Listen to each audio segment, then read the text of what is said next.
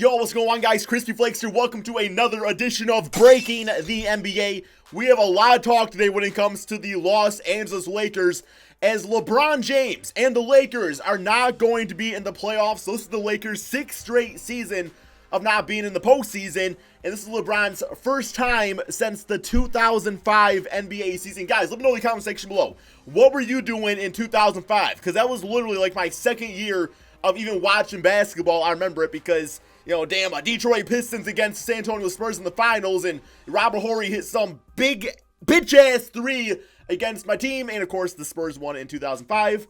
Bad memories. So before we get started on today's stories, remember guys, anytime in the future if this video hits 5,000 likes, I'll be rocking a Kevin Durant Golden State Warriors jersey for 7 straight days. You guys know how much I do not like Kevin Durant as a basketball player.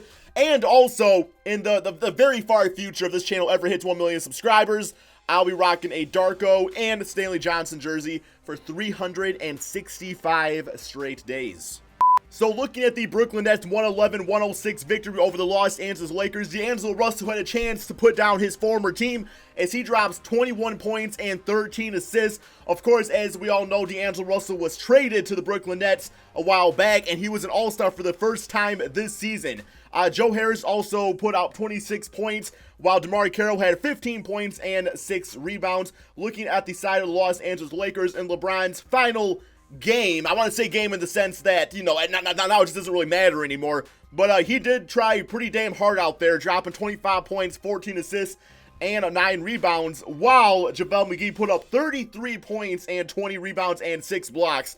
Pretty much looked like Shaquille O'Neal out there. So after the game, D'Angelo Russell was asked about beating his former team, and this is what he had to say. "It sounds good on paper, but at the end of the day, we're not playing them," Russell said. "We're not competing against them for seeding, just the win is good enough." And then LeBron James was actually asked about shutting down himself after this season because games don't matter anymore. LeBron had this to say. "I'm probably going to have a conversation with the coaching staff and my trainer and go from there," he said. "But I love to hoop. Shit. I'm going to have 5 months and not play the game. So, you know, hopefully I can be in as many games as possible." So I think the big question now is what is next for the Los Angeles Lakers? Because they cannot go into next season with the same exact lineup and the same exact roster as they have right now. Now going in the offseason, like, yes, they are definitely a team that is going to be sought out by free agents. Now at the same time, though, let's not get it twisted. Like, they're not going to go out there and get like 4 or 5 superstars. That's not going to happen. But I will say, some realistic options, you know, Klay Thompson, Jimmy Butler, I feel like players like that, maybe a DeMarcus Cousins, I can see those guys going to that team. Just the issue is what do you do with the rest of the team? Because right now, they have 3 forwards in LeBron James, Kyle Kuzma, and Brandon Ingram. Now, to me, Kyle Kuzma, him at the 4 spot, I feel like that's nice. LeBron, I feel like needs to play the 3. I don't want to see LeBron James play power forward. It's just, I feel like he's a small forward to me playing somewhere. I feel like that's where he plays his optimal style of basketball. And then you got Brandon Ingram, who is coming off his best season in the NBA, but a lot of the time he's been playing the 2 spot. And while he can play that position, I mean, it's kind of going to show that it's not optimal because the team's not making the playoffs. So it's like you have this really good budding star in Brandon Ingram. What do you do? It's like you don't want to put him as a 6-man because he's just not going to settle for that. He's going to believe in the team eventually when he's a free agent. You're not going to get any value back for that. As far as making a big-time trade, you know, around the trade deadline, they offered up all those pieces for Anthony Davis. They are not going to offer up that same trade package to the Pelicans this time around because they would, you know, it's a less of a wait to get Anthony Davis if he decides he wants to sign with the Lakers, you know, after next season. So that's not going to happen. They're not going to find a better trade scenario than that because there's not really a lot of teams looking to get rid of their young superstar like the Pelicans are. So I really don't know. Like, they need a better center. I like JaVale, but JaVale should be coming off the bench.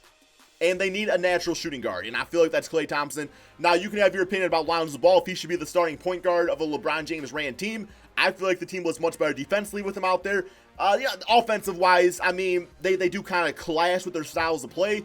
But, I don't know, man. I don't want to see the Lakers get rid of all this young talent and not get a good return on it, and then end up, you know, 3-4 years down the road when LeBron James is going to retire, just be right back at square one. So, guys, let me know in the comment section below. What in the hell do the Lakers do this offseason? So James Harden had a pretty good scoring night as he finished with 61 points against the San Antonio Spurs. He had 27 in the first quarter. Like, I thought he was going for 80, guys. I thought he was going to break Kobe Bryant's 81-point record. Like, I don't know, man. He was looking good out there. But this does ask the question, has your opinion on James Harden changed at all this season? Do you feel like he is going to be the MVP? Do you feel like Giannis deserves it? Let me know in the comment section below. Just because, in my opinion, the MVP award is not always about who the best player in the NBA is. And you might think Giannis is the best player, which that is completely a 100% okay opinion to have out there. But the MVP award is story-driven. I mean, look at Russell Westbrook a few seasons ago. He was the first player in decades to average a triple-double, and he won the MVP. Now, since then, he's also had more seasons where he's averaged a triple-double, and he's no longer talked about for the MVP award. LeBron James was the best player for such a long time, and he has not won it every single season, so therefore that kind of shows it does not go to the best player every single time. I feel like from a story standpoint, James Harden has been the most exciting story in the NBA this season, and I do think he wins back-to-back MVP awards. And just a quick playoff update, the Orlando Magic beat the Memphis Grizzlies 123-119 in overtime as they are trying to fight the Miami Heat for that 8th playoff spot in the Eastern Conference. Vucevic continues to add on to his all-star season as he scored 25 points, 27 for Evan Fournier, and 20 points for DJ Augustine. Now, I will say, personally speaking, I want to see the Miami Heat in the playoffs just because I want to see Dwayne Wade just go absolute Super Saiyan for one last postseason. I mean, yeah, they probably get swept in the first round, but it's all good, man.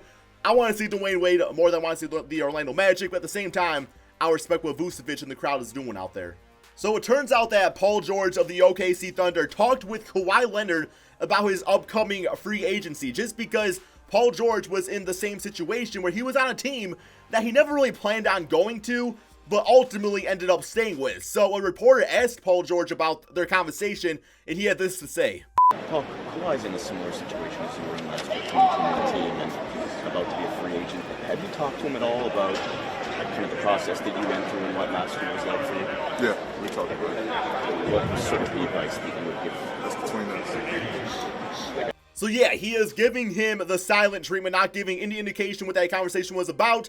But just based off of what we know about Paul George and Kawhi Leonard, my guess is that it was something along the lines of, hey, like if you enjoy the franchise you're with, if you feel like there's a winner there, don't feel pressured to go somewhere else, somewhere else just based off the media's perception of you.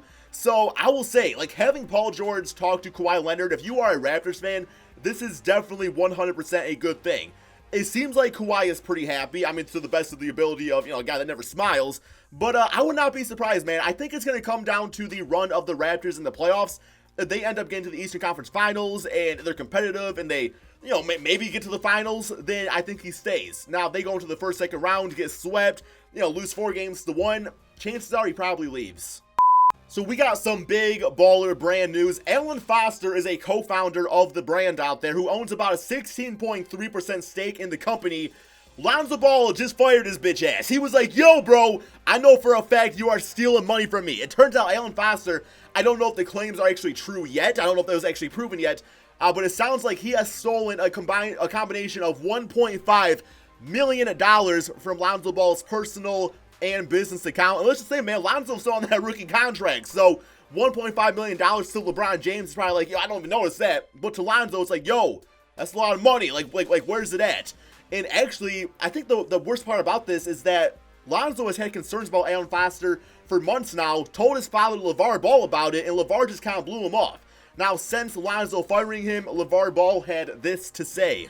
I've always believed in the best in people. Regretfully, I put my trust in Alan Foster to manage my son's business affairs, LeVar said. At the end of the day, family comes first, and I support Zoe wholeheartedly. Together, we will make this right. Now, I'm just going to say straight up, I feel like LeVar should have listened to his son months ago. Could have saved him $1.5 million. Although, in the realm of Big Baller Brand, that is like 2 pairs of Big Baller shoes and maybe a t-shirt anyway. So, they can make that all pretty quickly out there. But yes, I hope you guys all enjoyed today's edition of Breaking the NBA. As always, guys, give me your thoughts and your opinions on everything in the comment section below. And peace out, my friends. Starting at number 3, but that's actually a number 2. We have Malik Beasley with the ball. He gets blocked by Mitchell Robinson. Mitchell cleans it up out there, man. He's running the court. He gets the ball back and he throws it down, man. That is what you talk about defense leading to offense. Mitchell Robinson, one of the most young, exciting centers in the entire NBA, playing defense, getting the throwdown. That is your number 3-2 play of the night. Now we have number 1, but actually number 2. James Harden with the ball. We all know he dropped 61 points. DeMar DeRozan all over him, but guess what? Little step back, little beard mamba, little three-point shot. That's just one of 9 threes on the night. Can't stop, won't stop. James Harden style, man. The bearded mamba, the best shooting guard in the entire NBA. And now we have number 3. Okay, well, number 3, number 1 play of the night. LeBron gives it up to D'Lo. D'Lo running the court, going all the way, and gets it swatted back, almost as far swatted back as the Lakers are and their playoff hope. But hey, D'Lo, you got the last laugh, though, my friend. You got the last laugh. Regardless, very nice block for your top 3, something, 2, 4, whatever the hell those numbers were, plays of the night.